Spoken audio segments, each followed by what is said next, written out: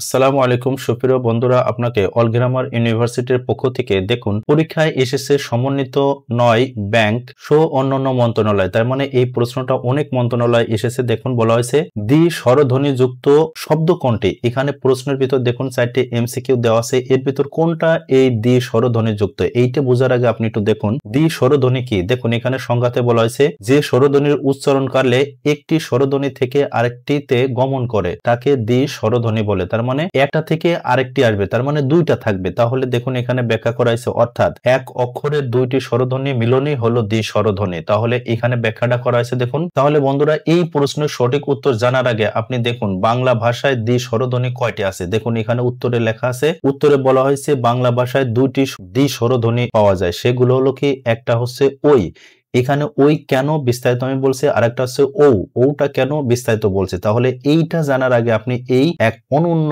পদ্ধতিটা লক্ষ্য করুন। এই ছক একটার মাধ্যমে আপনি এখানে অনেক জ্ঞান জানতে পারবেন। তাহলে একটু লক্ষ্য করবেন। তাহলে বন্ধুরা একসাথে অনেক জ্ঞান আহরণ করার জন্য এবং যে কোনো পরীক্ষা আপনি এই প্রশ্ন একটা কমন পাবেন, শুধুমাত্র এই চার্টের এই নিয়মটা ফলো করলে 100% একটা কমন পাবেন। তাহলে দেখুন ব্যঞ্জন বর্ণের উচ্চারণের সাথে স্বরবর্ণের উচ্চারণে মিল করুন, এই ছক একের মাধ্যমে আপনি এখানে লক্ষ্য করুন। এখানে টোটাল কয়টি দেওয়া আছে, 6টি দেওয়া আছে। তার মানে আমাদের যে স্বরধ্বনি আছে এই স্বরধ্বনির টোটাল উচ্চারণ স্থান মোট কয়টি, 6টি। এইটা দেখুন এখানে একটা কুইজ পেয়ে গেলেন। আবার দেখুন আপনাদের এই একে বলা হয়েছে কণ্ঠধ্বনি বা কণ্ঠবর্ণ, এখানে আছে এই অ এবং আ। তার মানে এই অ আ এর উচ্চারণ স্থান হলো কণ্ঠধ্বনি, তদ্রূপ তালব্য ধ্বনি বা বর্ণ হলো এই দুইটা রস্বই এবং দীর্ঘই। তার মানে রস্বই দীর্ঘইয়ের উচ্চারণ স্থান হচ্ছে তালব্য ধ্বনি, তদ্রূপ এই অষ্টধ্বনি হচ্ছে কি রস্য ও দীর্ঘ। তদ্রূপ এখানে দেখুন মূর্ধন্য ধ্বনি বা বর্ণ এইটা হচ্ছে এই রি। তাহলে লি এর উচ্চারণ স্থান শুধু মূর্ধন্য। আবার এখানে দেখুন, তার মানে দেখুন এখানে এই কণ্ঠর এই কণ্ঠ আছে, আবার এই তালব্যর তালব্য আছে। তার মানে দেখুন এই কণ্ঠর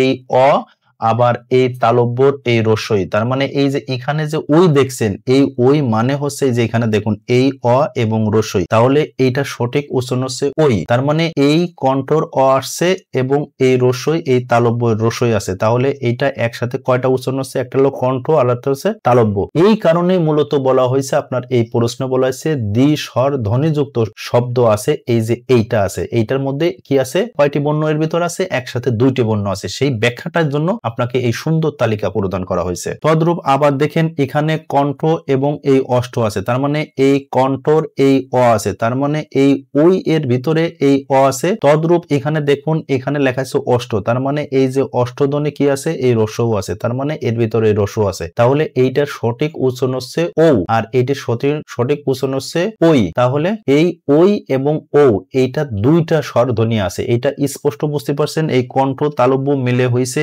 এই ওই, তদ্রূপ এই কণ্ঠ ওষ্ঠ মিলে হয়েছে এই ও।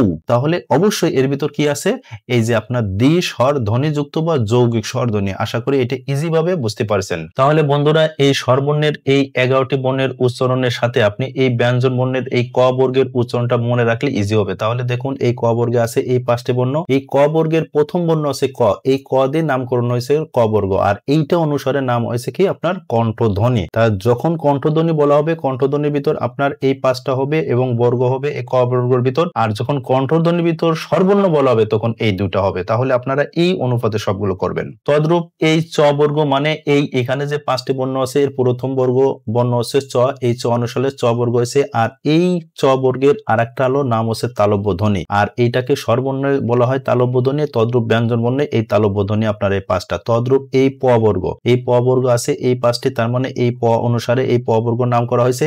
আর এই পৃথিবীতে একমাত্র যত বর্ণ আছে সব বর্ণই ভিতরে এই প বর্গ আপনার অষ্ট বা ঠোঁট দিয়ে উচ্চারণ করে। তার মানে আমাদের পৃথিবীতে যত শিশু আছে এই পৃথিবীতে প্রতিটা শিশু সর্বপ্রথম আপনার এই প বর্গের উচ্চারণ করুন। দেখুন এখানে এই প বর্গের বর্ণগুলো এই যে পা পা ভা বা বা বা ভ বা মা মা, তার মানে পৃথিবীর সকল শিশুরাই এই প বর্গের উচ্চারণ করে কি দ্বারা, এই অষ্ট বা ঠোঁট দ্বারা। আর আপনার স্বরবর্ণের রস্য দীর্ঘ। তাহলে এইভাবে আপনারা আয়ত্ত করবেন। পরেরটা দেখুন এই ট বর্গ, ট বর্গ মানে এই ট বর্গের এই ট অনুসারে এর নামকরণ হয়েছে ট বর্গ। আর এই শব্দের শেষে কি আছে, এই মূর্ধন্য, এই মূর্ধন্য অনুসারে এর উচ্চারণ স্থান নির্ধারণ করা হয়েছে মূর্ধন্য ধ্বনি। আর মূর্ধন্য ধ্বনির ভিতর কি আছে, একটা মাত্র রি আছে। আর সবসময় মনে রাখবেন 100% এই যে রি বর্ণ আছে, এই রি বর্ণের পর সবসময় মূর্ধন্য বসে। আর এই যে রি এর পরে মূর্ধন্য বসে, এই কারণে মূলত এটা মূর্ধন্য ধ্বনির নামকরণ করা হয়েছে। আর এই রি হলো মূলত আপনার একটা সংস্কৃত বর্ণ, এটা আমাদের বাংলা ভাষার কোনো বর্ণ নয়। তার মানে যার ভিতর রি দেখবেন এবং মূর্ধন্য দেখবেন, সেটা 100% হবে